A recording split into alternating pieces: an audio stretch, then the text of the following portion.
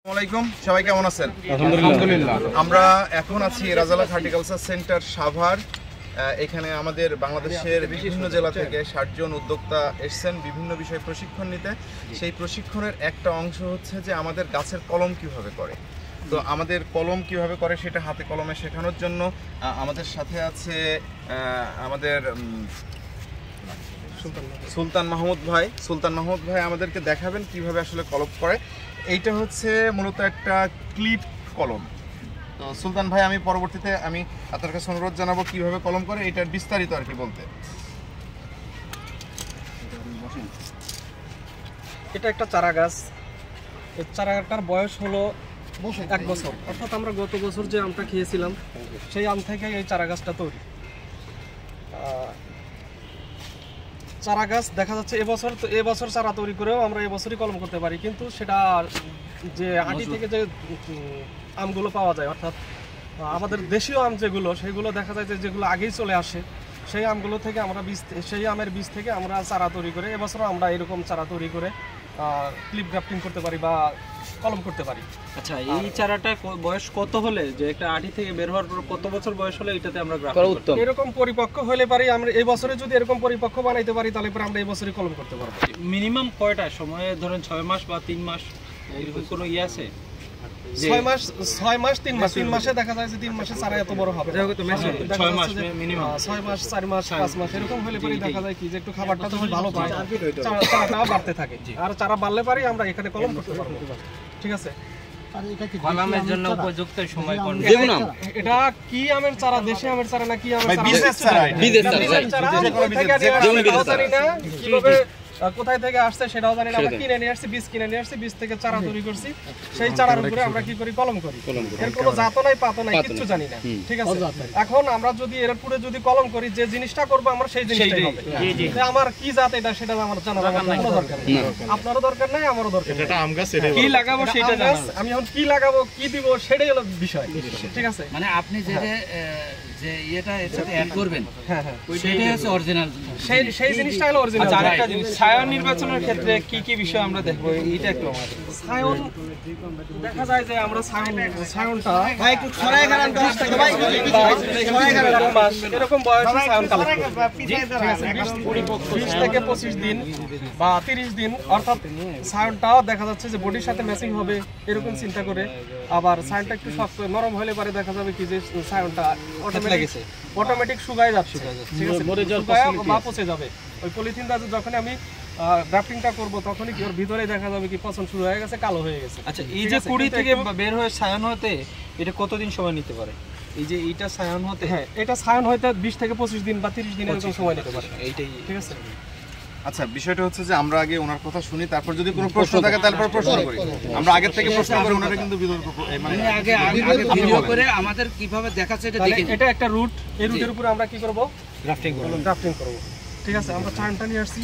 ছায়নটা দেখা যাচ্ছে যে আপনার যেটা পছন্দনীয় গাছ যেটা, ঠিক আছে, সেই গাছটা যে ভ্যারাইটিটা আপনি পছন্দ করেন, হ্যাঁ, কলম করব। দেখেন ছায়নটা যেমন বডির সাথে ম্যাচিং হবে, সম ভাব, হ্যাঁ, আবার কি ছায়নটা কি ফুটবে ভাব। ঠিক আছে, লাগাই দিলে পারি সে কি মাথা চারা দিয়ে বের হয়ে যাবে।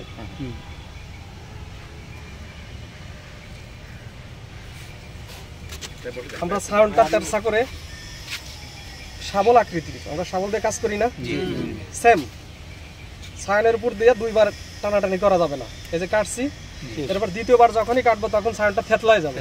থেতলাই গেলে পরে তখন আমার কি কলমটা হবে না।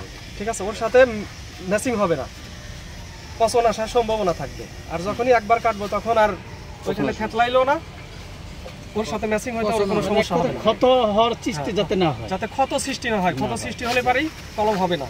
আর অবশ্যই যখনই আমি ওর সাথে সেটিং করতে যাব, অবশ্যই বাকলের সাথে আমার বাকল মিলতে হবে। বাকলের সাথে যদি বাকল না মিলে তাহলে আমার কলম হবে না। মূলত রুটের সাথে বাকলের হলো কানেকশন হয়।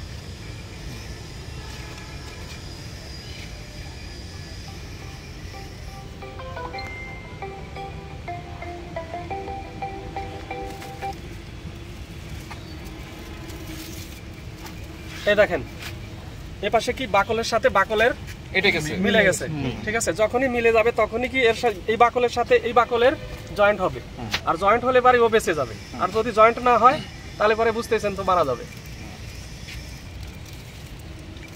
এখানে আরেকটা জিনিস বলে রাখি, দেখেন এইখানে কিছু পাতা রাখা হয়েছে। এই পাতাটা হচ্ছে মূলত এইটারে খাবার দিবে। আমরা জানি না যে হচ্ছে আমরা তো জানি যে হচ্ছে যে পাতাগুলো ফেলে দিতে না না না পাতার মাধ্যমে সালোকসংশ্লেষণের মাধ্যমে খাবারটা তৈরি করে। পাতা যদি থাকে এই খাবার ছায়াটা তাড়াতাড়ি ফুটবে, ঠিক আছে। আর যদি আমার এই পাতাগুলো যদি না থাকে ছায়া ফুটতে দেরি করবে, সময় নেবে। সেই জন্য আমরা অবশ্যই পাতা ইয়ে করব। এবং দেখেন এইখানে কিন্তু একটা বার্ড ছিল, এই বার্ডের থেকে কিছু উপরে করা, হ্যাঁ এইভাবে আমরা একটু দেখে করব। আর যদি খুশি আসে নিচে যদি খুশি হয় সেই খুশিগুলো আমরা ভেঙে দেব। আর 2-3 মাস পরে গ্রাফটিং এর পেপারটা খুলে দেব। ধীরে ধীরে দেখা যাবে কি যে আমার গ্রাফটিং এর অর্থাৎ যেখানে আমরা জয়েন্ট করাইছি এখানে দেখা যাচ্ছে যে এই যেটুকু আমার পলিথিন পেঁচানো আছে ততটুকু পর্যন্ত চিকন থাকবে, আর বডিটা দেখা যাচ্ছে কি অটোমেটিক মোটা হয়ে যাচ্ছে। যদি না কাটি দেখা যাচ্ছে যে আমার এই পলিথিন যেটুকু আছে এটুকার মধ্যে দেখা যাচ্ছে গাছটা ওর বাকল আরো মোটা হয়ে যাবে, পলিথিন গুলো নিচে ঢাকা পড়ে যাবে। আর ঢাকা যখনই পড়বে তখনই কি আমার বাতাস আসলে পরেই আমার গাছটা ভেঙে যাবে। আচ্ছা আমরা আরেকটা দেখি, আরেকটা দেখেন। আচ্ছা এইটা কতদিন পরে খুলতে হবে? 2-3 মাস পরে খুলবে। 2-3 মাস পরে। তো যে ফাড়লাম ওটা কি অর্ধেকে ফাড়লাম নাকি এক পাশে কম বেশি করে ফাড়লাম? আমার যখনই আমার সায়নের সাথে বডির ম্যাচিং হবে তখন আমি মাঝখানে কাটতে পারি।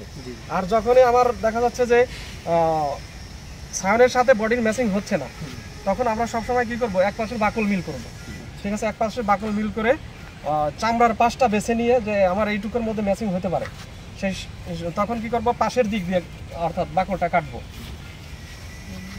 বোর্ডের কাছে ক্ষেত্রে সেম বড়ইয়ের গাছে এভাবে করা যায়, বড়ইয়ের গাছে চোখ কলম করা যায়। চোখ কলমটা সবচেয়ে ভালো হয়। আপনি একাধিক চোখ কলম লাগাইতে পারেন বড়ই গাছে। এটা পুরনো আম গাছে উপরের দিকে উঠিতে করা যাবে। বড়ই গাছ, গোলাপ এগুলোর চোখ কলম করতে হয়। আমরা আমের ভিতরেই থাকি, অন্য কোনোটাই যাই না। এই দেখেন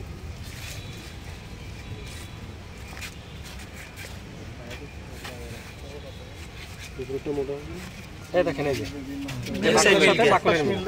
ঠিক আছে, মানে এই যে কোনো এক পাশ মিলাবো। যখনই আমার সায়ন মোটা হবে বা রুট মোটা হবে তখন কি করব, আমরা যে কোনো এক পাশ মিল করব। এই দেখেন যে পাশে একটু বৃদ্ধি পাইছে, ঠিক আছে। আমরা এটুকু প্রয়োজনে আমরা এরকম ভাবে কেটেও দিতে পারি। যদি বেশি মোটা মনে করি যে সায়ন হয়েছে তাহলে পারে এরকম ভাবে কাটবো। এটা কাটলে কি কোনো অসুবিধা হবে? কোনো কিছুই হবে না, এর সাথে ম্যাচিং করে দিলাম, ঠিক আছে। যাতে টেপিংটা সুন্দর হয়, হ্যাঁ হ্যাঁ ইভেন হয়। কাটলেও সমস্যা নাই, না কাটলেও সমস্যা নাই, কিন্তু যেটা বেশি বৃদ্ধি পাবে দেখা যাচ্ছে যে সেটা কাটলে পারে সর্বোচ্চ ভালো হবে। এটা কি ভাই পলিথিন নাকি? এটা পলিথিন, বাজারে পলিথিন। বাজারে পলিথিন। এটা কোন সাইজের পলি আমরা গ্রাফটিং এর ক্ষেত্রে? আপনি যে কোনো পলিথিনই ব্যবহার করতে পারেন। মানে কোনটা হলে মানসম্পন্ন? সাধারণত 0 বলবেন, 0.2 হলে 0.2 পলি। এটা আমরা কিনছি এলাকা 20-30 কেজি ওজন নিতে পারে এরকম সাইজের, অর্থাৎ বড় পলি কিনছি যাতে আমাদের 2 টুকরা করে আমরা করতে পারি। এই হলো আমার ক্লিপ গ্রাফটিং। আমাদের এখানে আছে দেখেন, পানি ঢালবো, পানি ঢালার দরকার নেই। তো আমরা এইটা দেখলাম। এবং আমাদের যদি আরো কোনো প্রশ্ন থাকে আমাদের সুলতান ভাইয়ের নাম্বার দেওয়া থাকবে। যে এটা কি আমি বলতে দেন। আমাদের সুলতান ভাইয়ের নাম্বার দেওয়া থাকবে, সেইখানে আমরা সবকিছু জানতে পারবো। আপনাদের যদি কোনো কিছু জানার দরকার হয় সুলতান ভাইয়ের কাছ থেকে আপনারা ফোন করে জেনে নিতে পারবেন। তো ধন্যবাদ সবাইকে।